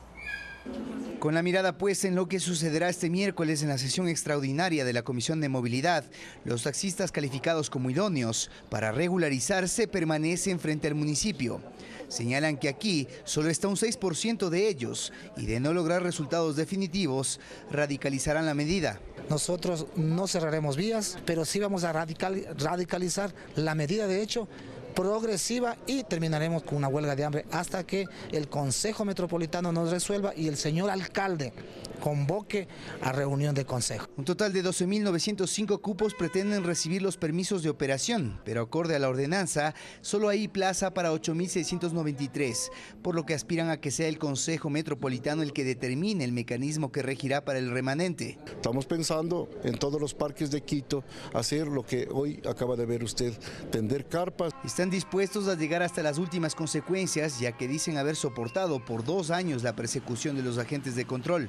He caído 3 veces detenido, son $3.000 de multas. Hágame el favor. Contra nuestras familias, contra todas nuestras familias. Sergio Garnica, concejal que integra la Comisión de Movilidad, considera que existe la voluntad política para que este problema llegue a buen término. Yo aspiro que la comisión simplemente aboque conocimiento de todo lo tratado en la mesa y pase de manera inmediata y directa al Consejo, que es el órgano competente para tomar cualquier decisión. Para este miércoles, la convocatoria, advierten, será mayoritaria para seguir de cerca las decisiones que se adopten y que den paso a que el Consejo cambie los plazos y reforme la ordenanza que finiquite este tortuoso proceso de regularización. César García, Telediario. 7 de la mañana con 47 minutos. La Comisión de Tránsito del Ecuador evaluará la administración y al personal que labora en los canchones de Guayaquil, esto ante los últimos actos de corrupción registrados. 3 agentes de tránsito estarían vinculados en actos de corrupción dentro de la institución. Según las recientes investigaciones, formaban parte de una organización dedicada al robo de partes de automotores al interior de un centro de retención vehicular en el norte de Guayaquil. Se puede observar a los 3 funcionarios que se encontraban hecho cargos como custodios de los vehículos de estos patios y se procede a la aprehensión. Se tiene un automóvil marca Toyota Tercer color rojo de placas GHR 186, un automóvil marca Toyota Corolla color verde, placas GJM 274, 7 teléfonos celulares, 38 partes y accesorios de vehículos. La Comisión de Tránsito, Policía Nacional y Gobernación del Guayas trabajarán de la mano para evitar que actos como estos continúen. Todos en su momento pues van a deber de ser evaluados, ver por qué está en ese lugar, hace cuánto tiempo no rota y ese tipo de cosas, para comenzar. Jimmy Negrete, director ejecutivo de la CTE, reconoció que existen falencias a la interna de la institución que serán revisadas. Tenemos nuestras falencias, las estamos corrigiendo. Yo creería que no sé si por un tema de descuido, por un tema de presupuestos, Se ha mantenido muy abandonada el tema de seguridad dentro de los canchones. Se los digo con total frontalidad. Así que es un tema que estamos corrigiendo a nivel institucional. Luis Alfredo Zúñiga, Telediario. Y es momento de hacer contacto con César García, quien hoy se encuentra en el Centro de Salud de San José de Morán, en Calderón, para hablarnos de los comités locales de salud que sirven para enfrentar varias problemáticas como la violencia de género y también las adicciones. Temas muy importantes, por lo cual le damos paso a César. Muy buenos días, bienvenido.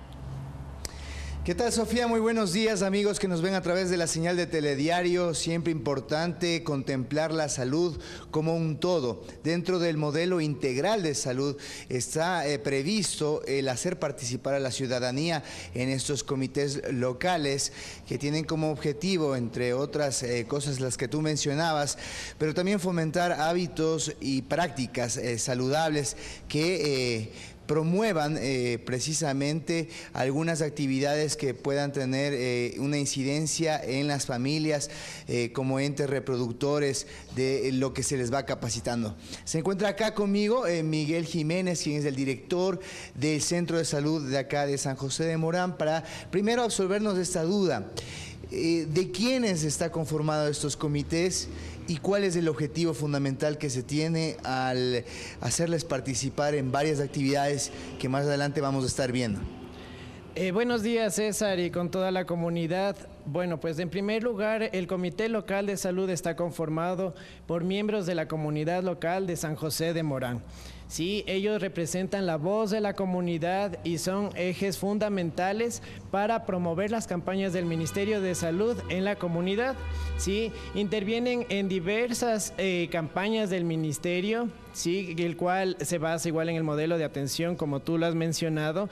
Entonces ellos son un eje importante o un pilar para la captación de pacientes vulnerables, de igual forma la difusión de diversas campañas.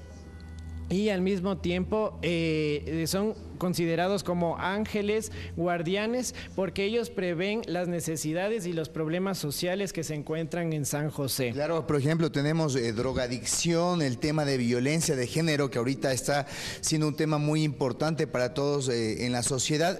Ellos se convierten precisamente en agentes activos, van allá a sus casas y transmiten todo lo que reciben acá.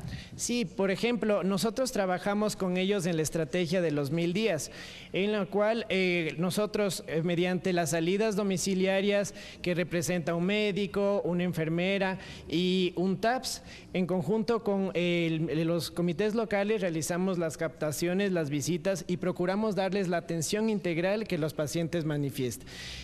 Como tú lo has mencionado en el aspecto de violencia, trabajamos en conjunto con el grupo de psicología para brindar la atención suficiente a este tipo de pacientes.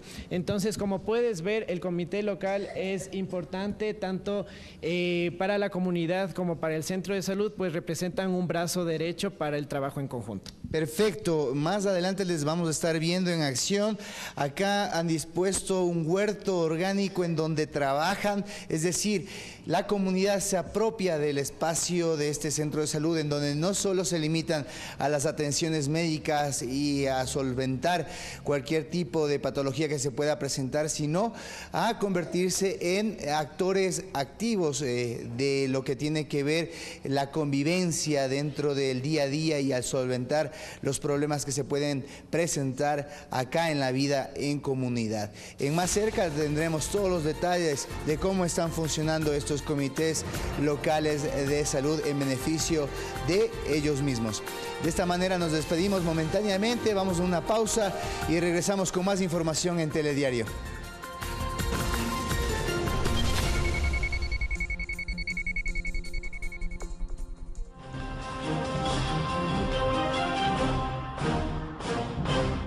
Ecuador TV te trae premios junto a Heidi. Busca las estampillas del conejo más cotizado de Conejópolis. Todas las chicas de Conejópolis sufrirán por él. Las estampillas de Nicanor aparecerán en los capítulos de Heidi de lunes a jueves. Cuéntalas, súmalas y compártelas en Facebook de jueves a domingo. Cada lunes podrás conocer al ganador. Heidi, de lunes a viernes a las 17 horas. Por Ecuador TV. Comparte la emoción. Tomamos decisiones que no afectan tu bolsillo. como Jumandi, que seguirá pagando el mismo pasaje de bus. Cristina, que su tarifa de taxi no subirá. O Mayra, que no subirán sus alimentos ni el transporte escolar de sus hijos. Reducimos los subsidios a los combustibles, manteniendo el costo del diésel. Los precios no suben. Con decisiones responsables garantizamos tu futuro. El gobierno de todos. Este miércoles no se puede perder, como siempre, Café TV. Hablaremos de la suplantación de identidad, un problema que podría ser grave. Y en nuestro segmento de tecnología le contamos sobre las últimas aplicaciones que existen en el mercado para localizar y cuidar a nuestros hijos. Además, una edición más de Mis Bandas Nacionales. 10:40 de la mañana, aquí por Ecuador TV. Comparte la emoción.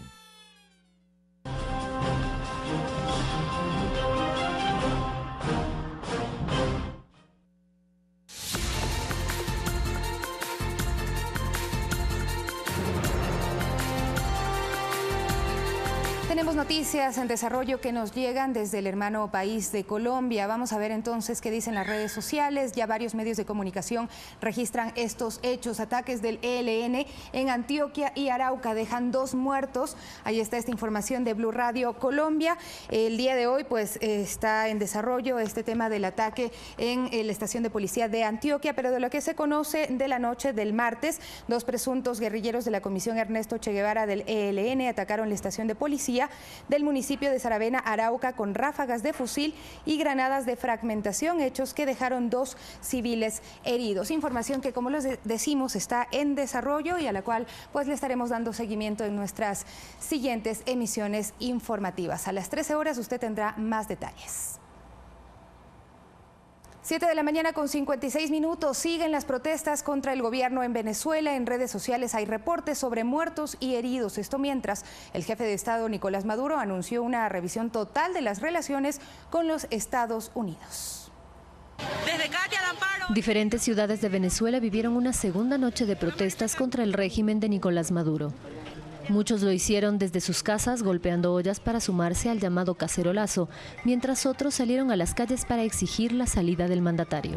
Manifestantes denunciaron en redes sociales la represión de la Guardia Nacional Bolivariana que, aseguran, usó no solo bombas lacrimógenas sino también perdigones.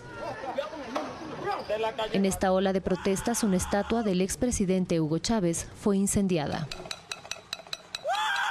Para este martes 23, oficialismo y opositores se convocaron a las calles para reafirmar la democracia al conmemorar 61 años del fin de la dictadura de Marcos Pérez, los unos, y para exigir la salida de Nicolás Maduro del poder, los otros.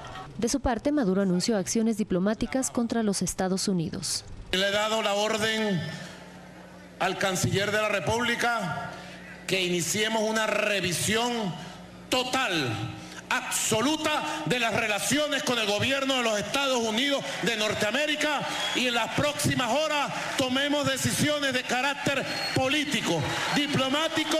La afirmación se dio luego de que el vicepresidente de Estados Unidos, Mike Pence, afirmara que su gobierno apoya al presidente de la Asamblea Nacional, Juan Guaidó, y desconoce a Maduro como primera autoridad del país sudamericano.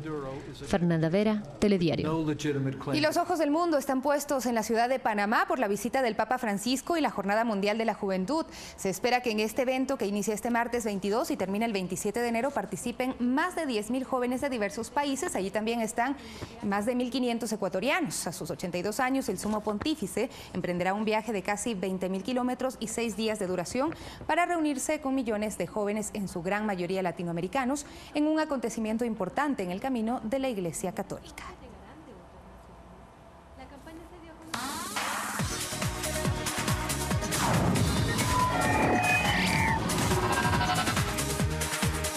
Y ahora les presentamos un experimento sociotecnológico que fue llevado a cabo en una discoteca de Brasil con 3 mujeres que usaron un vestido con sensores inteligentes. Este ensayo demostró que una mujer puede ser acosada y tocada sin su consentimiento hasta 40 veces en una hora.